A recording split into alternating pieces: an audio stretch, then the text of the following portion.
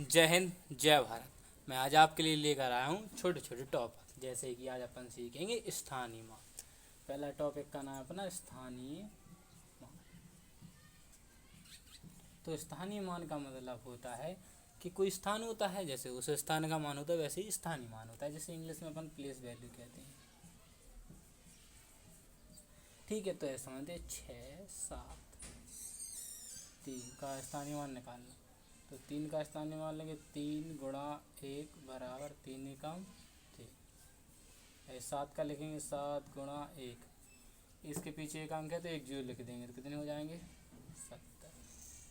ऐसे 6 लिखेंगे, 6 गुणा 1, इसके पीछे 2 अंक हैं तो कितने जीरो लिख देंगे 2, इसके जीरो। तो इसको कहते हैं स्थानीय। स्थानीय मानों को अपन ऐसे निकालते हैं, ऐसे स्थानीय मानों को अपन हल करते हैं जैसे कि मैंने सवाल को किया। कोई भी सवाल हो थोड़ा और बड़ा हो स्थानीय मान,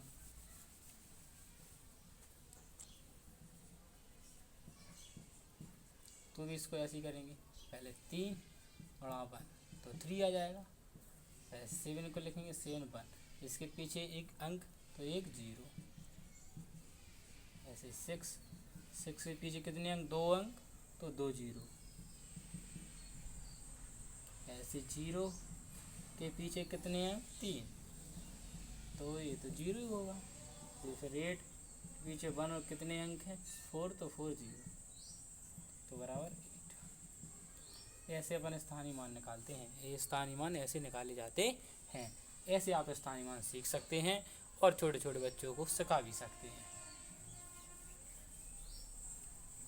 अब वो क्या करता है, सवाल देगा, वो कहेगा इसमें से कहेगा 3 का स्थानीय।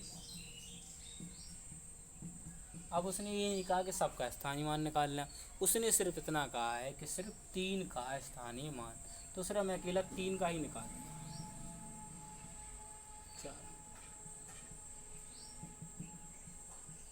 ये इसका आंसर आ गया। ठीक है, आशा करता हूँ आपको समझ में। ऐसे सब जब 3 की बात करेगा तो सिर्फ मैं 3 का ही अकेला निकालूंगा।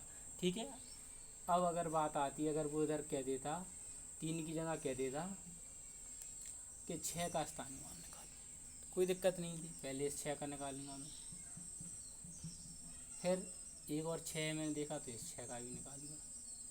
2 अंक जीरो तो 6 और डबल जीरो। तो अगर 6 पूछा है, 6 का स्थानीय मान, अगर वो 4 बार रही है तो हम उसको 4 जगह स्थान है, 4 स्थानों का उसका मान निकालेंगे। ठीक है, तो ऐसे अपन स्थानीय मान निकाल लेते हैं। ठीक है, अब बात आती है थोड़ा और, इस सवाल को थोड़ा और बढ़ता है, इसमें और क्वेश्चन बढ़ते हैं। अब वो एक होता है अंकित मान, अंकित मान भी कहते हैं, और उसको जातीय मान भी कहते हैं। तो अंकित मान और जातीय मान का मतलब एक ही होता है। इसको मैं ऐसे समझ सकता हूँ कि ऐसे मैंने कहा, ऐसे आप हैं, अब मान लो किसी व्यक्ति की कोई जाति है, जिस जाति से उसको पुकारा जाता है, ठीक है, ऐसे कोई मेल है या फीमेल है, तो अपन ने कह दिया मेल, तो उसमें मेल है तो वो मेल ही रहेगा, फीमेल तो बन नहीं जाएगा। और अगर फीमेल है तो मेल नहीं बन जाएगा। तो कहने का मतलब ये, अगर मैं इससे 7 का जाति मान पूछा जाता है तो 7 का जाति मान ऐसे लिखेंगे, 7 का जातीय मान बराबर 7। अगर ये अंकित मान पूछे तो लिखेंगे 7 का अंकित मान 7 होता, 9 का अंकित मान 9 होता, 6 का अंकित मान 6 होता है। ठीक है, आशा करता हूँ आपको समझ में आ गया अंकित मान और जातीय मान। ठीक है, तो फिर क्या होता है, इसमें सवाल बढ़ता है। वो कहता है कि इतनी निम्नलिखित संख्या में, संख्या लिख देगा, मैं 3 का स्थानीय मान व जातीय मान, ठीक है, निकालना है। तो मैं क्या कर लूँगा, पहले इस सवाल को लिखूँगा, इसमें क्या 3, तो मैं सिर्फ 3 का ही लूँगा, एक अंक। तो ये क्या निकाल लिया मैंने, स्थानीय मान। और जातीय मान क्या हुआ, 3 का जातीय मान। तो 3 का जातीय मान कितना होता है, तो ये दोनों हमने आंसर निकाल लिए। 3 का स्थानीय मान 30 है और 3 का जातीय मान 3 है। अब वो क्या करता है, इस सवाल को इसमें आगे 4 चीज़ें और बढ़ाता है। इस क्वेश्चन को कैसे बड़ा करता है, वो कहता है कि इसमें 3 का स्थानीय मान और जातीय मान का योगफल कह सकता है। क्या कह सकता है, योगफल। अगर वो योगफल कहता है तो मैं 30 और इसको जोड़ दूँगा, मेरा आंसर आ गया। योगफल निकाल ले वो कहेगा तो, ठीक है। अगर उसने कह दिया अंतर कि 3 का स्थानीय मान और 3 का जातीय मान के बीच का अंतर, तो अंतर का मतलब क्या है, घटा देंगे, लीजिए जी आंसर आ गया, कोई दिक्कत ही नहीं है, ठीक है। अगर वो कह दे कि 3 का स्थानीय मान व जातीय मान का गुणनफल, क्या कह दे, गुणनफल, क्या कह दे, गुणनफल, तो गुणनफल कैसे निकालेंगे, 30 गुणा 3, तो इन दोनों गुणनफल करेंगे कितना हो जाएगा, 90, कितना हो जाएगा, 90, ठीक है। तो इसका 90 आंसर कर लेंगे। अब चौथा क्वेश्चन कैसे पूछता है, वो कहता है कि 3 का स्थानीय मान व 3 के जातीय मान का भाग, क्या भाग, तो हम 3 का भाग कितने में देंगे, 30 में देंगे, तो 3 एकम 3 और अवतार लेंगे 0 का, तो इसका भाग इसमें कितनी बार जाएगा, 0 बार, कितनी बार, 0 बार, तो इसका आंसर कितना आ गया बेटा, 10 आ गया, कितना आ गया, 10। तो इस प्रकार से आप चारों सवालों को क्या कर सकते हैं, हल कर सकते हैं। इसमें अपन ने सीखा 3 का स्थानीय मान निकालना, फिर जातीय मान निकालना, फिर उनका योगफल, फिर उनका अंतर, फिर उनका गुणा, फिर उनका भाग। एक ही क्वेश्चन से जो 4-5 क्वेश्चन बन जाते हैं। अब स्थानीय मान का टॉपिक खत्म हो जाता है। तो अब अपन पढ़ते हैं क्या, विस्तारिक रूप। विस्तारिक रूप, विस्तारिक रूप का मतलब होता है फैलाना, किसी चीज़ को फैलाना। विस्तार मतलब किसी चीज़ का विस्तार करना। जैसे कि सवाल लिखा 836, तो मुझे कुछ नहीं करना है, वेरी सिंपल है विस्तार। पहले मैं 8 को लिखूँगा, अब 8 के पीछे कितने हैं, 2 0 2 0, फिर मैं 3 को लिखूँगा, 3 के पीछे कितना अंक है, 1 अंक, तो 1 0, फिर मैं 6 को लूँगा, 6 के पीछे कोई अंक है नहीं है, तो जे, पहला तरीका तो जे हो गया आंसर करने का, ठीक है। इस तरीके से हल कर सकते हैं।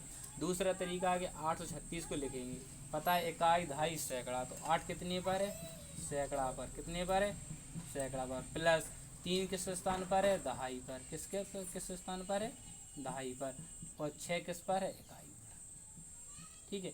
तो सैकड़ा का मतलब होता है 100, दहाई का मतलब होता है 10, इकाई का मतलब होता है 1, तो कितना करेंगे इसको, 800 प्लस 30 प्लस 6।